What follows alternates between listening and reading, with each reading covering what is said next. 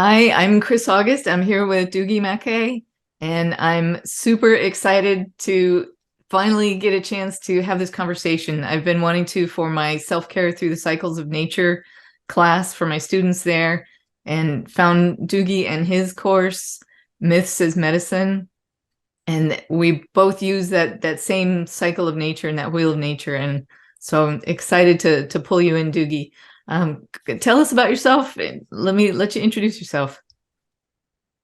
Yeah, well, yeah, good to be here. And as you kind of suggested there, I'm a storyteller, and also I do a lot of outdoor work with young people and a lot of community work. So my pathway into storytelling was through community work, and hence I get interested when all those things are fused, when there's stories, people, and nature or landscape. Right. So you work with children outdoor programs, kind of ancestral skills. I mean, storytelling is an ancestral skill as well. Yeah, and I mean it's all different depending on the group, but essentially anything that kind of helps get kids curious about being outdoors and starting to build better relationships with their local environment. And sometimes, yeah, we'll be doing craft, we'll be doing fire making, we'll be doing foraging, storytelling, all these things. And yeah, I guess it just depends on the group. I think I'm struggling to think of ideas because I work with different groups, and we'd pitch it differently depending on who shows up. Yeah, that makes sense. That makes sense. I've spent a lot of time. I mean, I was pulled into it through my kids as well, and Girl Scouts and homeschooling them in sort of a nature inspired way, and that's how I found the Coyote's Guide to Mentoring and the Eight Shields organization and Art of Mentoring. You work with Art of Mentoring in the UK as well. Mm. Yeah, yeah. I mean, I've got a lot of respect and appreciation for that whole movement, Art Mm. of Mentoring, Eight Shields, and that model of nature connection, village building, regenerative culture. I think when I did my first art of mentoring in 2014, something really dropped. Something really began to feel possible that I hadn't seen before. So it's been it's been a big influence on what I do. And even if it's in the background, I think it's always there when I'm delivering projects now. Yeah, that's nice. Yeah. My my daughter went with me in 2006 to the Wilderness Awareness School in Washington State, and she's went through their whole immersion program by now, and she is teaching for them in their outdoor schools. So Yeah. it's definitely been a part of our world as well. Yeah. So tell me a little bit about the storytelling and the myths. What got you into stories? What pulled you into that? Yeah, I guess it's like a few different things, a confluence of several different streams. I I probably first got into storytelling really about 12 years ago, maybe 13. And I had been doing a lot of youth work at the time. I had been doing a lot of community work. I'd been to university and learned all about working in communities. But when I came back out, I recognized that um, I think I wanted more skills, more real skills to bring with people. And when I kind of randomly showed up at a gig one time that was a storytelling gig. And I saw a friend tell these old folk tales with witches and with kind of all kinds of gnarly things, yet with his own flavor, his own kind of imprint, his own kind of creative input. And I found that really interesting to have something really old and timeless, yet something really fresh and creative. And I think when I saw him doing that, a few things happened. First of all, I was like, I think I recognize that somehow. And I thought I think I could do that.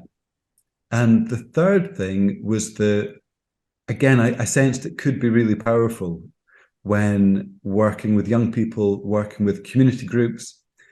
And it was also around the time when I was going to become a father.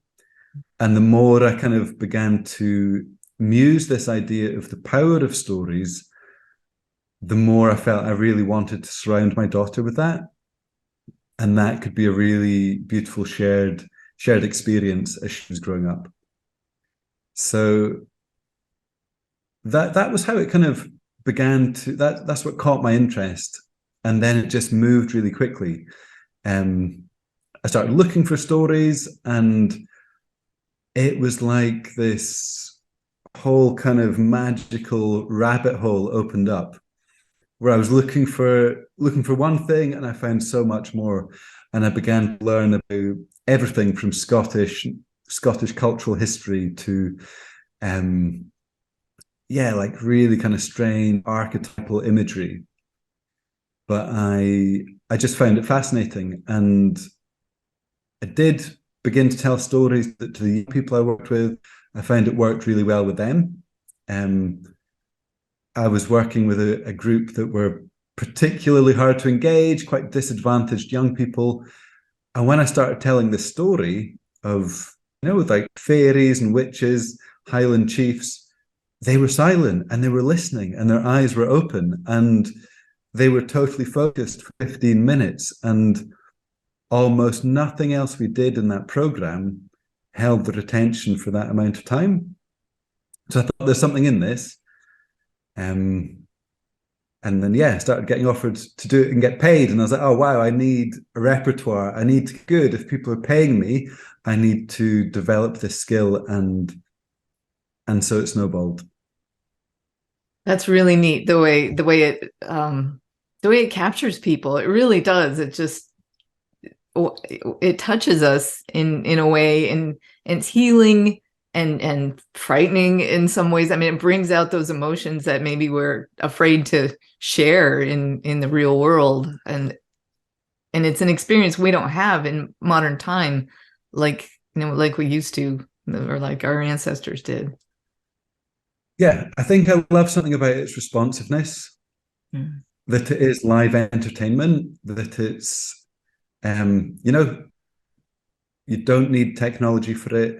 You don't need screens. You don't need equipment. And although these stories have form, although I work with folktales and myths, that they have a form that I don't deviate very far from, it's still fluid.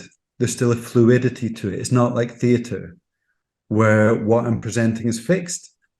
Story comes in, and for me, good storytelling is this really interesting kind of meeting between storyteller, story, audience, and environment. So it's different every time. And for me, the best storytellers are aware of the environment they bring it in. The best storytellers are aware of the audience and pick a story that's going to work for that audience in that moment, but also find the little windows in that story to invite people in, and invite the audience to participate.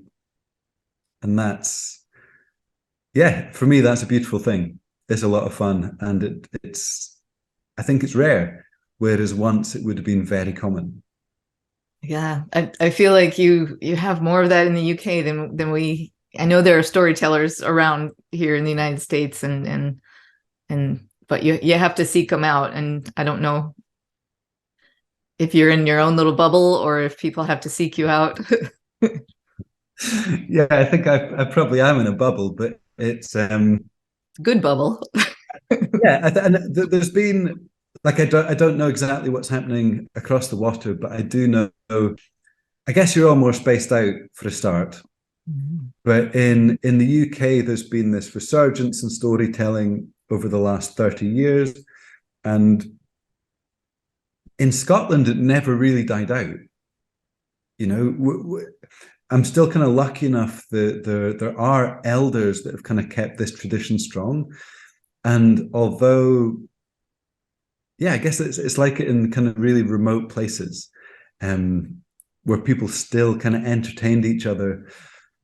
Maybe they didn't have electricity, whilst people in the cities did, but in these rural places, they carried on entertaining each other. through stories and songs. And yes, we've got a kind of living tradition in Scotland, which is incredible, that we can go and go to these story keepers, these lore keepers, shennikes as we'd call them, and just listen and gather, kind of learn from this kind of wealth of stories that these elders are still carrying. So yeah, we've got a tradition that still has elders in Scotland, and I think that's a real resource. We're really lucky for that. That's fabulous. Yeah. I mean, it's a real sense of community. And, I think about this whole thing, community and healing are words that come to mind for me with the storytelling. And yeah, I mean, I can riff on like all these different things. You'll need to stop me at some point. But for me, there's the several cultural elements that go alongside storytelling in Scotland. And one is this idea of the Ceilidh. So modern people think of Ceilidhs as dancing, traditional dancing, and that's part of it. But traditionally, a Ceilidh was just a gathering. And the way Ceilidhs worked is that, you don't all show up and have one singer or one storyteller or one entertainer. You all bring something. So I show up with a story. Someone else shows up with a poem. Someone else shows up with a loaf of bread or a cake. So this Ceilidh tradition is how people entertain themselves in Scotland. And it's what made the winters bearable. And these were the spaces where stories really came into their own. So in Scotland, we still kind of, in contemporary storytelling, you talk about different storytelling styles. And in the rest of the UK, in Europe, there would be a movement towards performance storytelling, which is like one storyteller, really nice, no set.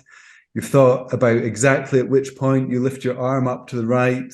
You've worked, it's like you're working from a script, and it's amazing. It's a great skill. Maybe like a 2-hour solo performance. It's a real feat. But in Scotland, we're still kind of rooted in this, what they'd call hearthside telling, which is this idea that you're there by the fire. You're sharing in a sitting room, in a kitchen. And the storytelling movement in Scotland is still rooted in that Ceilidh culture. And that's very much about community. It's about sharing. It's about getting to know each other. And, what is it they say? The sum is great. It's great, an experience greater than the sum of its parts. Mm-hmm, mm-hmm. Yeah, which is medicine for me. It's healing, holistic medicine. Yeah, we're social beings. We're social animals. I think it's easy in the modern world to forget our natural state, and that is in whether we call it community or village or tribe. We're not meant to live alone in boxes, looking at boxes. Yeah. We're meant to be sitting in circle, tuning into cycles. That is a more natural patterning. And for me, I think beyond all this work, in the background is this question of like, how do natural human beings live? How do they exist? And how can we come into a better state of nature, naturalness? And all these things are there. Community, nature, stories, they're all part of that pot. Right. And we've only been in these boxes with electricity and, isolated and even digital, even more, more recent, but 150 years at the very most. Yeah. Prior to that, we relied on community. And yeah. So I think this is a perfect spot for you to talk about the cycles of nature, that wheel and the different directions. I know you, in your Myths as Medicine course, you go through the wheel, and I do in mine. And I would love to hear your take on that.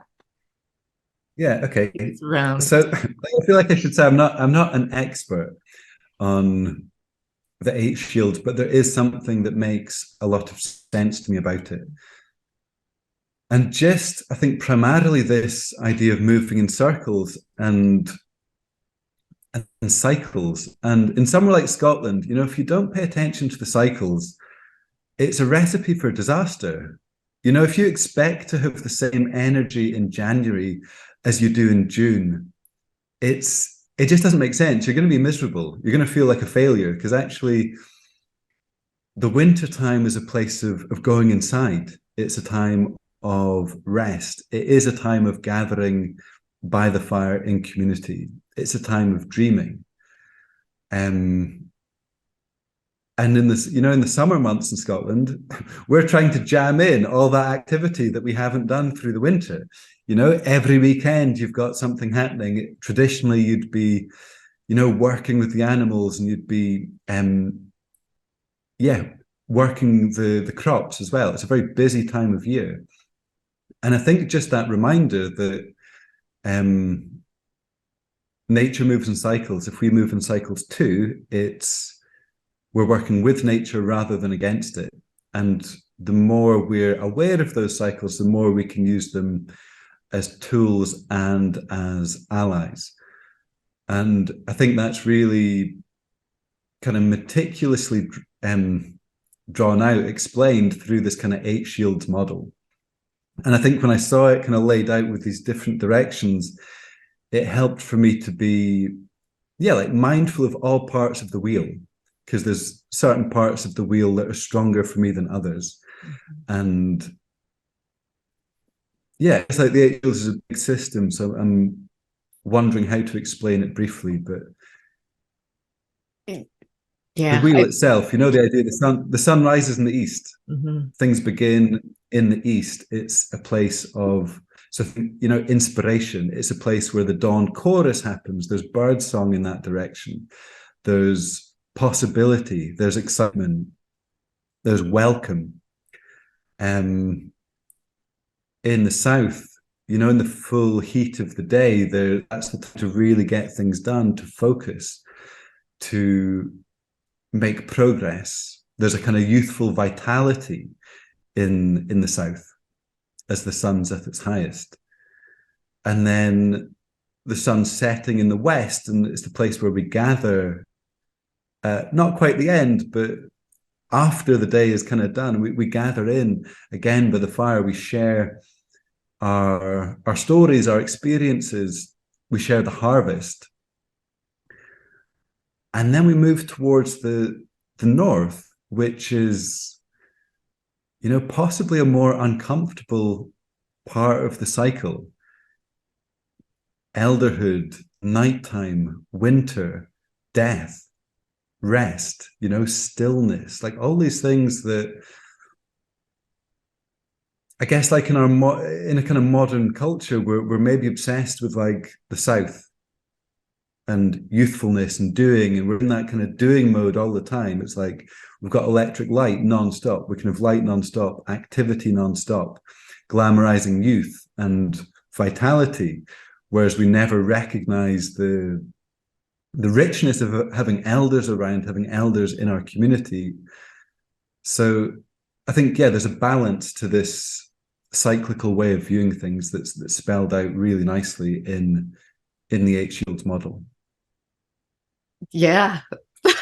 That was beautiful. That's really, you know, sometimes I wonder, what am I doing? And you know, why is this so important to me? But you bring it back for me, that reminder. It becomes so normal for me, because I do kind of try to live it a little bit more, but realizing that, you know, people are trying to have the same day every day, all year round, the same work schedule, the same energy, and it just doesn't work as well. You know, no wonder people are struggling. Yeah, exactly. It's like out of natural rhythm. I think it's right. What is people talk about biorhythms nowadays, and it's like, okay, what are our natural cycles? What are our natural rhythms? What is Earth doing? Not what is being broadcast at us through a screen. You know, what does a kind of Victorian era industrial culture want us to do. It's where's truth, where are the kind of true aspects of living, not just what's broadcast the loudest. Because what's broadcast the loudest is not always valuable. Right. Not what's best. The biggest microphone. Yeah. Do you have anything else to add? I know you have a story for us. Is there anything more you want to talk about your course a little bit before or after? Yeah. I don't mind. I guess I'm curious about stories and this relationship with nature. For me, like these old stories, folk tales, myths, they give us kind of direct access in a way to the ancestral or indigenous cultures that lived all over the world.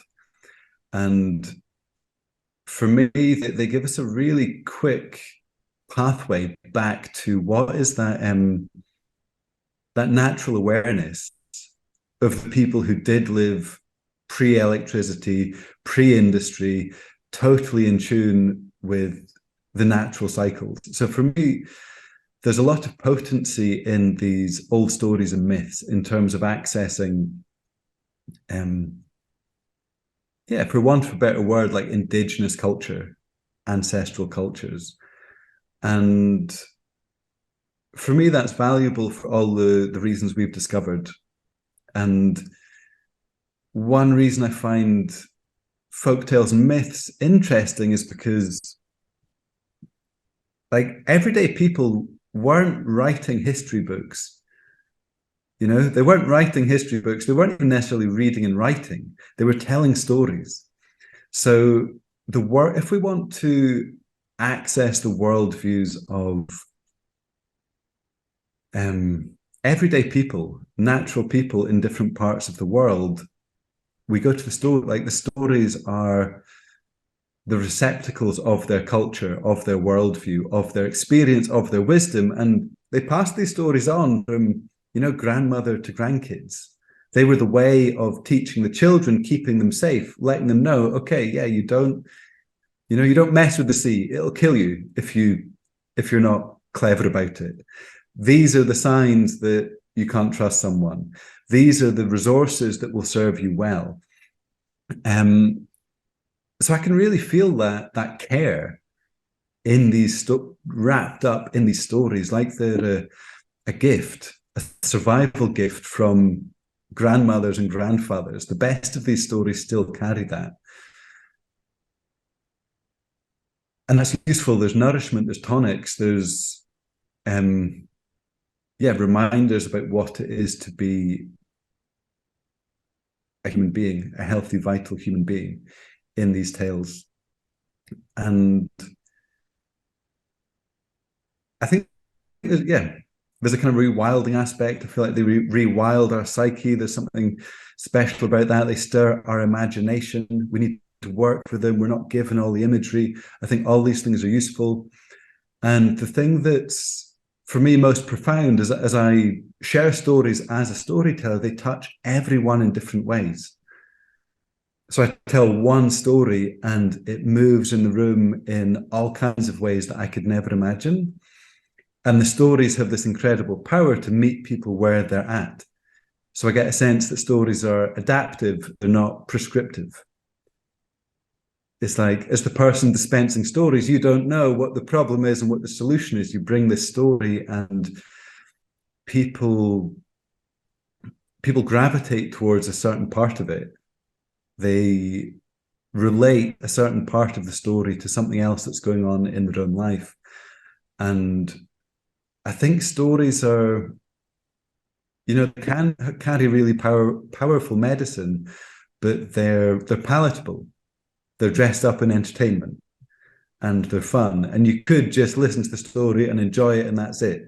You're not forced to go and think, where's the medicine in this story? What does it mean in my life? You don't need to do that. That's not compulsory. You can just turn up, listen and enjoy it. But often these tales work on us in subtle ways. And for me, the more I work with them, the more stories I experience, the more I can feel them guiding me in my day-to-day decisions. And for me, that's really useful.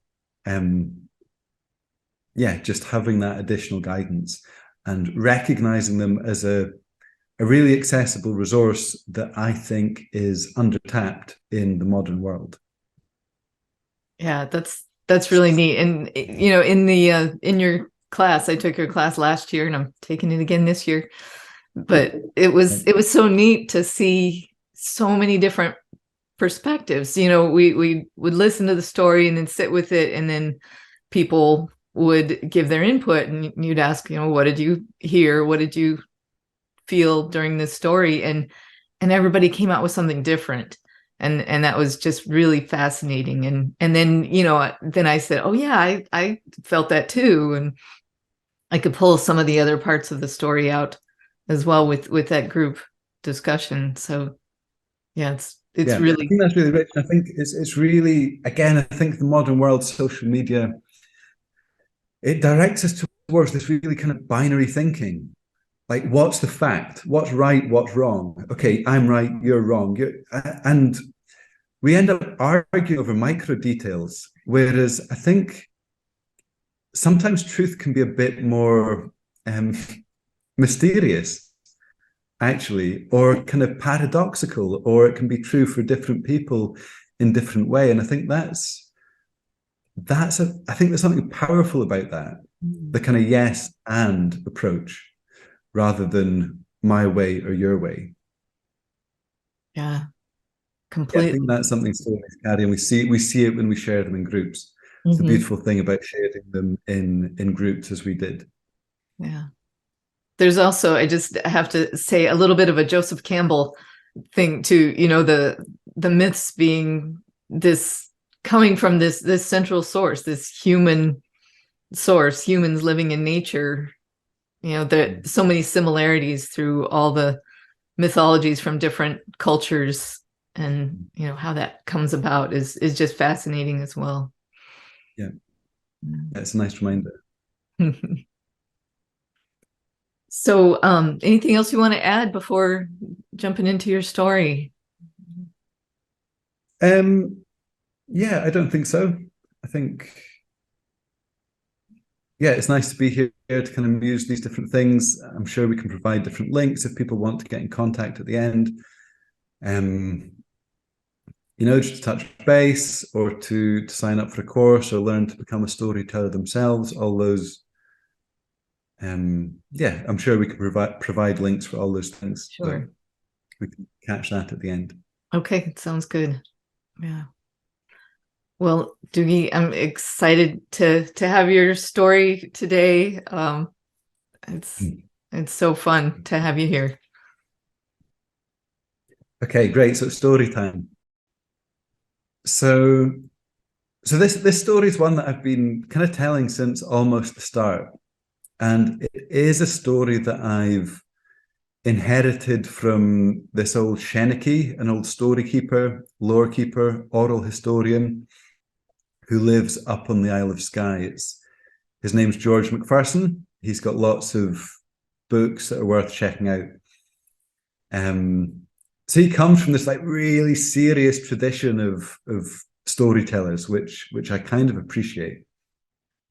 And yeah, maybe that's enough said. That's where it comes from. It's kind of a simple folk tale. There are some fairies in it, and I really like it, and I hope you do too. So, there was no doubt about it at all. The cow in the stall wasn't Norman's cow. It might have looked like his cow. It might have been the same breed. It had the same markings. You or I might have thought it was Norman's cow. But he knew that it wasn't his beloved Ailey. For his cow, Ailey, when he spoke to her, she would moo and wiggle her ear in soft response. And when he talked to this thing, nothing. What's more, Ailey gave the finest, creamiest, frothiest milk in all of the Isle of Skye. And this changeling gave vile, blue, pussy stuff that was fit for neither man nor beast. So it wasn't Norman's cow. And that was a big deal for him because he was known locally as Tormod Krupach, or Limping Norman. In his younger years, he'd been as healthy and as fit and able as any, but an illness had come upon him. His ankles, his knees, and his hips had become swollen and sore. It was difficult for him to work. Sometimes he even had to get help from neighbours to come in and help him milk the cow. He was a poor man, and so not having his cow was a serious thing. So he thought long and hard about what he should do, and eventually he realised there was nothing else for it. He would have to speak to the wise woman, which was often the way in these stories. So he made his way slowly, painfully down the glen. It was a beautiful, clear day. The sky was blue. There were curls and wisps of white cloud. He could see out to all the islands, the sea glittering in between. And eventually he came to the wise woman's house, and he knocked at the door. The door creaked open. "Ah, Norman, it's yourself. Come in, come in." And he was welcomed in. He sat by the fire. He was given broth. He was given tea. And eventually she asked him, she said, "So, Norman, what brings you here to speak to me?" And he said, "It's my cow. There's something wrong with her." And he told the story of his cow and this changeling, this strange beast that had been placed in his barn in her place. And the wise woman listened to the story, and scratching her chin, she said, "Norman, did you by any chance curse your cow?" "Curse my cow," he said. "I would never do such a thing. She's more than a cow to me. She's my friend. She's my companion. I would never curse her. I can't believe you've even mentioned that." And she said, "Now, Norman, think long and hard. Did you maybe curse her without even meaning to?" And it was then that he thought. And he said, "Oh, aye. Now you mention it. It was just yesterday. And she had given me such nice, creamy milk that I thought I would say thank you. I reached down to take an extra handful of hay to give her more food. And as I was moving past her, she bumped my hip against the side of the stall. And it was that painful. I said, 'God damn it, Ailey, can you not stand still?' And the wise woman's eyes glinted. 'Ah, Norman, you cursed your cow. And through cursing your cow, you made a gift of her to the little people, to the wee folk, to the fairies.' 'Well, what can I do?' He said. 'She's all I've got. I won't survive without her.' And the wise woman spoke and said, 'Norman, you know as well as I, there is no guarantee with the fairies. But if you are to have any hope of getting her back, you must follow my instructions by the word. You must go home. You must get dressed in your very finest clothes. You must take a horseshoe nail and a mallet. You must go out to the changeling cow in the barn. You must find the dumb spot in its back, the bit around the pelvis that you press if the cow isn't giving milk. Take the nail, take the mallet, and whack.' And he wasn't very keen on that idea, but what choice did he have? And so he thanked the wise woman. He made his way painfully home. He thought about what he could wear. But he was a poor man. He didn't have very much. He did have a pair of deerskin boots, well made and barely worn, and he pulled them on. He had a shirt woven of good Skye linen, dyed golden with saffron and made by the hand of his own mother, and he buttoned that up. He took a long length of tartan and he wrapped it round in the Feel-a-More style of kilt, and he buckled it together with a good strong belt made from bull hide. Dressed in his finest clothes, he took the mallet, he took the nail, he went out to the barn. And when he saw that cow, the hair stood up on the back of his neck, but he thought, no, for Ailey, I will do this. And so he found the dumb spot. He took the nail, he took the mallet and whack, and whoosh, he found himself lifting up from the ground, and he floated out of the barn, and he found himself floating up above the land, looking down on the green valley below him. He could see the other islands and the sea glittering, and he found himself floating right towards one conical-shaped hill. And as he got closer to that hill, he saw in the side of the hill there was an opening, and he floated right down that opening, right down a long tunnel with torchlight on the wall, and he came and landed with a bump in a cavern. All around him in the walls there were flickering flames. There were great tapestries, all the colours of the earth, and there were also many, many little people. People about the height of his knee that looked like he might have, like you or I might have, dressed in old traditional clothes. And the chief, the oldest of the fairies, stepped forward and looked up at Norman and said, "Norman, what brings you here?" And he said, "I've come for my cow." "Ah, Norman, you cursed your cow. And through cursing your cow, you made a gift of her to us. You can't just come here expecting to take her back." And Norman said, "Look, you can see I'm a poor man.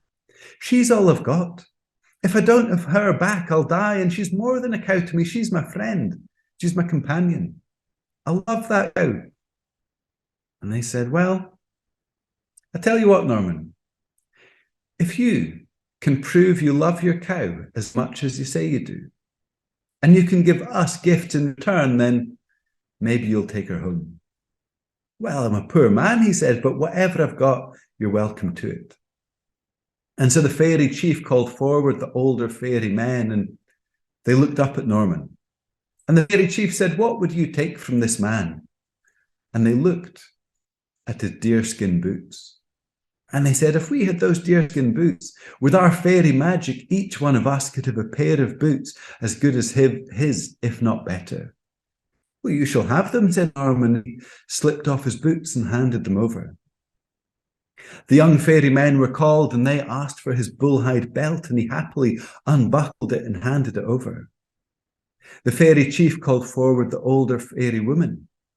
They took his long length of tartan and thought of all the amazing things they could make with their fairy magic.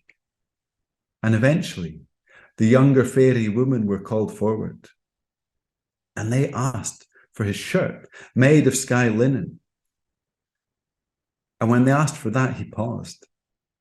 For this was the last thing he owned, and it was the last thing given to him by his own mother. And the fairy chief saw this and said, "Ah, Norman, you don't love your cow as much as you said you did." He said, "Gladly, you shall have this too." And he unbuttoned his shirt and handed it over. And the fairies were delighted, holding up their garments, looking at them in the light, inspecting the craftsmanship. They were absolutely delighted. And there was this hubbub of activity, and eventually it settled down, and the fairy chief spoke again and said, "Norman, you have given us good gifts. You've proved you loved your cow, and you will take her home. But before you leave, we have a gift to give to you." And he was quite chuffed. He wasn't expecting anything else back. And he watched, fascinated, as the fairies gathered up nettles, and they gathered up witch hazel, and they gathered up other plants and other herbs that he didn't recognize. And they made these bunches, and they walked towards him with their bunches, and they whipped him. And they whipped him and whipped him and whipped him and whipped him around the ankles, around the knees, around the hips. And it was that painful that he screamed. And as he screamed, he found himself floating up again. And he left that cavern. He floated up the tunnel again. He found himself floating out across the green land, out across the valley, out across the glen, and he landed gently in a flower meadow not too far from his home. And when he looked up, who did he see but Ailey, his beloved cow? And he said, "Ailey, is that you?" And she wiggled her ear and mooed with soft response. And he was delighted. He stood up, he took her by the horn, he wandered back towards his house. And as he was wandering, there were some neighbours peering out the window, and they goes, "There's Norman with his cow, and he's naked. And he looked down, and he was as naked as the day he was born, but his legs were as strong and as straight as they'd ever been. And so for that day, from that day in that community, he was no longer known as Tormod Krupak, as limping Norman. He was known as Tormod Long, naked Norman. But he had his cow back, and he was quite happy, even with this rather unfortunate nickname. And that's the end of that story.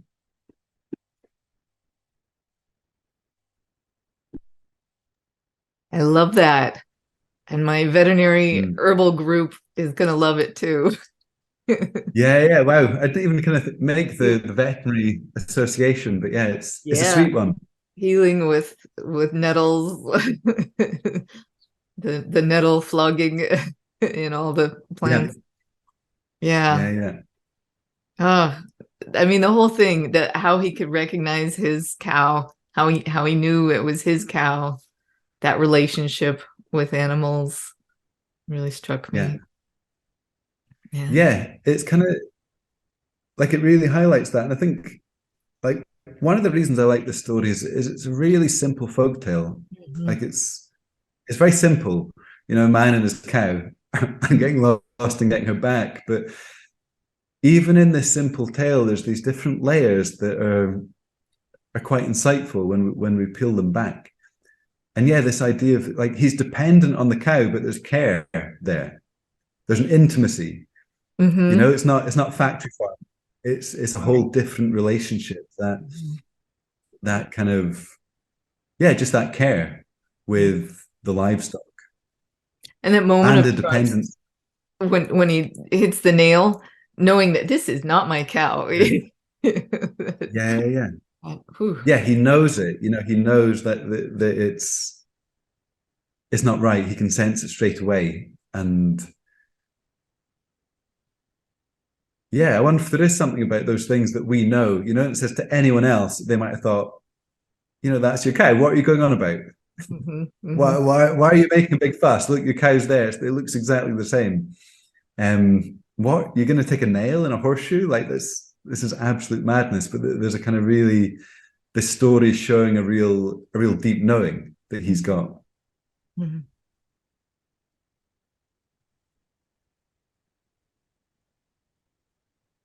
So there's lots of different. I mean, I'm kind of curious if there are moments in the story that really stood out for you, or the moments that kind of stick with you when we've step out of the story a bit. Well, I mean, knows how well he knew his cow. This was good for me, and then that he gave everything. He was willing to give it all to get his cow back, and that surprise of, oh, they're whipping him, that's their gift to him, but then it healed him. There's a really interesting back and forward with, like, what's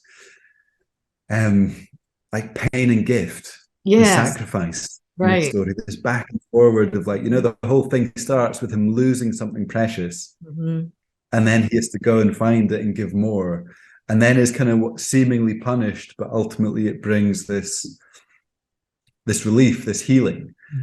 And again, if we're to lean more deeply into it, there's this real simplicity around, a cow and some fairies, but that path of healing, and that kind of, that call to healing being necessary. How often do we know, we can easily avoid that path of healing. That's not our priority until it's like, my cow's gone and I'm going to starve. I'm going to starve and be really miserable and lonely if I don't do something about this. And we can't ignore it. And then on that journey, there's more sacrifice, there's more giving and more discomfort.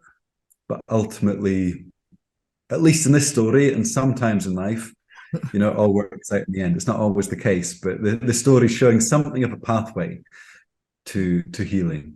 And there are all these elements involved in this particular story. There's relationship with nature, there's relationship with food, where our food comes from, where our nourishment comes from. There's the wisdom of the wise woman, knowing who to go to, knowing which elder to ask in this particular moment.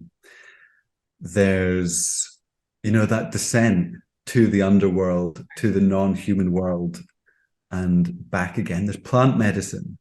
There's really specific plants. There's so much in this story that's on one level really simple, and really, you can listen to it and not be thinking about any of that. And I think that's why I love it. Yeah, for sure. For sure. It and any, different people can get many different things out of it and still find it healing and nurturing. Yeah, like I'd never thought about him recognizing his cow. Like the thing that stood out for you there about him really knowing his cow, that's totally gone over my head every time I've told it. It's not the bit that and that's what I love. It's when I bring it to different people and open that space for feedback, the story grows for me as well. Mm-hmm. And there are all these layers, and we don't need to catch them all. It's fine for us to just catch the ones that speak to us. But yeah, it's a fascinating process. And I guess the neat thing about storytelling is that you can hear the stories over and over and get something completely different out of them. That's what they did in the old days. You would hear the same stories and it never got old, I would think, Yeah. I mean, there's probably some that did. Right. Or a certain story, but yeah, there can be that freshness. There can be that like relationship. There's lots of storytellers or myth tellers that I respect that talk about relationship with story and that deepening over time. And just like when you meet someone, you don't understand everything about that person. You don't receive all of their gifts on a first date or a first meeting. It's like over time you get to know them, you get to know the more subtle layers. And I feel like that happens with individual stories, but it also happens with stories as a whole. So the more time you spend just in that story world, the quicker you are to pick up the nuances of more stories. There's kind of like a literacy. Like I'd almost term it mythic literacy. And the more time you spend, the more attention you give to stories, the quicker you are at, or quicker that you can be at gleaning some of these insights and these different layers. So yeah. It can keep changing, can keep growing. Yeah, it's fascinating. And that was the fun thing about taking your course, is all these archetypes and imagery that and people picking up different things out of it, and now I know what to look for more, as I go forward listening to more stories and myths, which I didn't really grow up with as much. So it's neat to have that. Yeah. I think it's really innate. I think we can all relate to these stories, are they're in all of our ancestry somewhere. And I think a lot of these tropes, a lot of these patterns have been reused by Disney, by Pixar, by Hollywood. So we can kind of, I think there's something very, very relatable about a lot of the patterns, but these old folk tales and myths, if we get them from certain sources, they feel a bit more raw and a bit more pure in a way. And I feel like less adulterated. So actually the medicine is still intact because I don't know that Disney are setting out to retain the medicine of a story. It's a fine balance between, I think as storytellers, we're really kind of sitting in that interface between entertainment, like it needs to be entertaining or else people don't show up. So it does need to be entertaining, that it does need to be fun, but respecting the potency, the power, the kind of, medicine or healing power properties or cultural knowledge that is carried in these stories too. And for me, storytelling is that dance. How do we straddle both? And yeah, that for me, that's a fun dance to be moving with. Yeah, yeah. Well, thank you so much for sharing. Love the story, love what you're doing, and just want to support you in every way I can. And that connection with nature and the stories and the history, it just really pulls it all together. Do you have anything else that you want to add before we uh, Yeah, not really. Yeah, it's nice to invite and to speak and to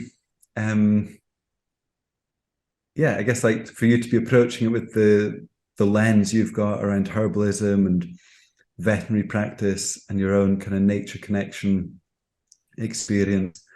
So it's nice to come and talk. And yeah, we talked a bit about this myth is medicine course that I'm running. There is a new one about to start, a kind of slightly revised version. And we've spent all this time talking about natural cycles, and it is something I'd like to be doing annually in a certain part of the year. So even if people are listening to this or watching and have missed that boat, all being well, that will come again. And I just really welcome people, like messaging. I really love it when people are curious about this old folk culture, about stories. So if people are interested or they've got questions or whatever, yeah, welcome people messaging me on social media or whatever. excellent. Do you want to give your website out verbally here? Yeah, so my website at the moment is storyconnection.org. It will become Dougie Mackay Storyteller at some point. You can find me online, Dougie Mackay Storyteller. Instagram, I like, and it's just dougie.mackay.story. Excellent. Okay, and we'll have that written in the comments or the description area as well. Yeah. Well, thank you so much. I guess I'll just say my website is my name, Kris with a K, August, like the month.com. And you can find my self-care through the cycles of nature course information on there. It's a 9-month course that goes from September to May. And we just spend a little bit of time in each spot on the wheel and kind of take summers off to do everything else that has to happen in the world. All right. Thank you so much for being with me, Dougie. I really appreciate it. Kris, yeah, Very thank you. fun. Thanks.